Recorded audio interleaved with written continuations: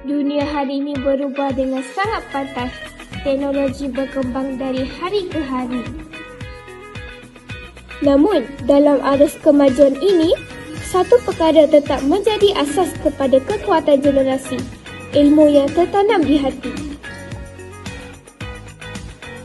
Ilmu bukan sekadar fakta yang dihafal.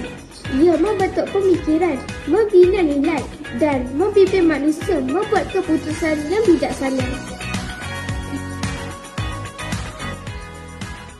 Di sekolah, setiap hari adalah perjalanan mencari ilmu.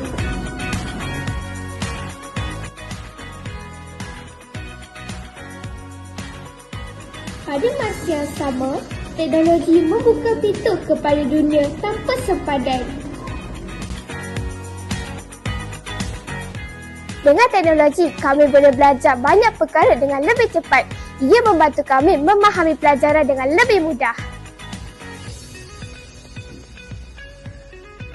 Dengan teknologi, kami dapat mencari maklumat dari seluruh dunia.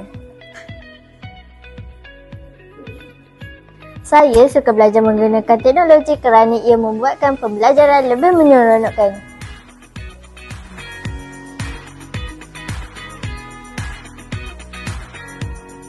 Teknologi menjadikan pembelajaran lebih interaktif dan memberi peluang kepada murid untuk mencipta sesuatu yang baharu.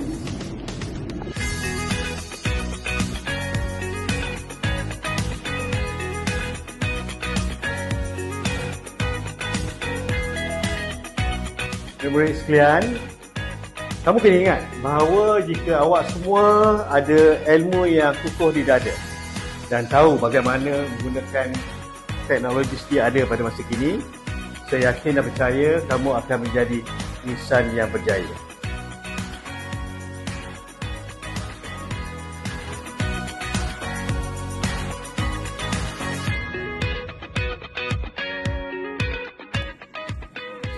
Apabila ilmu berada di hati dan teknologi berada di tangan, generasi muda mampu mencipta masa depan yang lebih baik.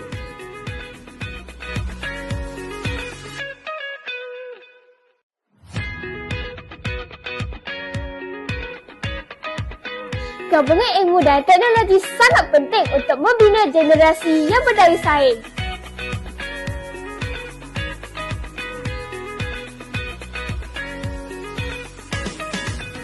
Ilmu di hati menjadi panduan, teknologi menjadi kekuatan. Bersama, ia memperkasa generasi masa hadapan.